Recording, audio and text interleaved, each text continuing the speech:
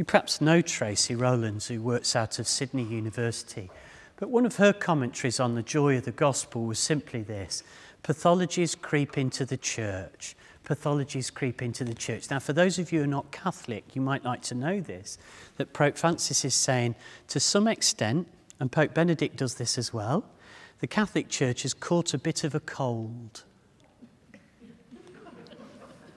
Now, don't feel bad or beaten up by this. It's not about changing the rules or the regulations. It's simply this: beware of becoming a church who loses her joy.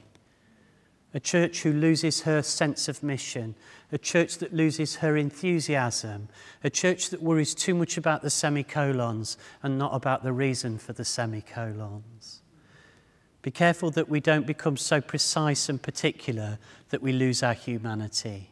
Now, the best way I can illustrate this is my marriage, forgive me. This is one of the reasons my wife isn't in here right now, because she's sick of this story. But it goes a little bit like this. The children were 6, 4 and 2. We were both trying to hold down big jobs. We were tired and we were trying to be good parents. And one evening, we were kneeling at the side of the bath, bathing our children. We both had a lot of work on at the time. And then in the middle of that, she interrupted it with this phrase. She says, "David, we need to talk." Do you know what I'm thinking? I'm thinking, do we? Can't we never talk? Can't we just watch the telly? And we put the kids to bed and we're tired, and then she looks at me and she comes out with this sentence. It was the last thing I expected. She said to me, "David, don't get too serious. I didn't marry a serious man. I married a man who made me laugh. And if you stop being him, what will become of us?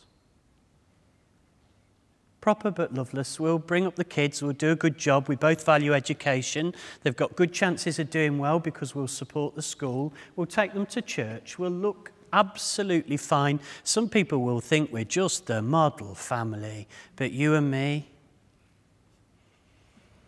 are we going to stay in love?